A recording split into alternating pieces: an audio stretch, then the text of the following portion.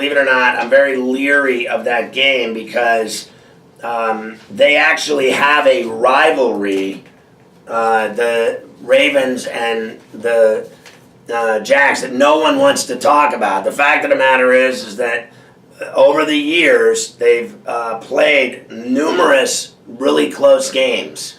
Believe it or not, they've had a back and forth. When it first started, Mark Brunell was the quarterback, and they won 8 straight against the Ravens. And then the Ravens turned the tables in 2000 with an epic back and forth win. And then former Jags receiver Jimmy Smith caught 3 TDs in the game, including a tip ball with 40-yard score with less than 2 minutes left. But the bottom line is it put the Ravens on the map as contenders. They would go on to win the Super Bowl that year. And then since Harbaugh took over in 2008, the Ravens have won 3 of 5.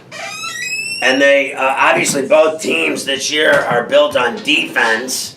So I think the game, believe it or not, is predicated on defense in this game in London. So I think that the number that I saw was 3.5. It moved to 4. So you're laying 4 now in a game that's going to be, I believe, very defensive. Because I don't really, I think Flacco's obviously way better than Blake Bortles. I think Blake Bortles is terrible. I think their offense is atrocious. But and I thought their defense this week was even atrocious. They got their asses handed to them in Tennessee, right? So they got killed. But in the first week of the season, they looked fantastic. So I don't know what to believe, but I still believe, I would be willing to bet that most bettors, when they go to the window for this game on Sunday morning in London, are going to be on the Ravens. They're just better, aren't they? I mean, I have a hard time, I got to be honest with you, laying money on the Jacksonville Jaguars. I mean, it is just every single time I believe in them, which was including this past week, I get shafted.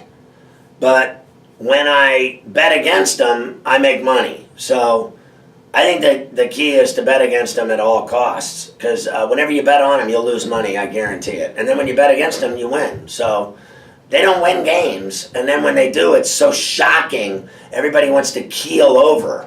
They win so seldom, right? It's just like, but everybody thinks that because they won that first game, everybody thinks they're for real, and now everybody's buying into them. Well, know this, the Ravens have 10 turnovers they've created in 2 games. Their defense is the real deal, apparently. And I think from what I'm seeing and hearing, their offense so far has done nothing.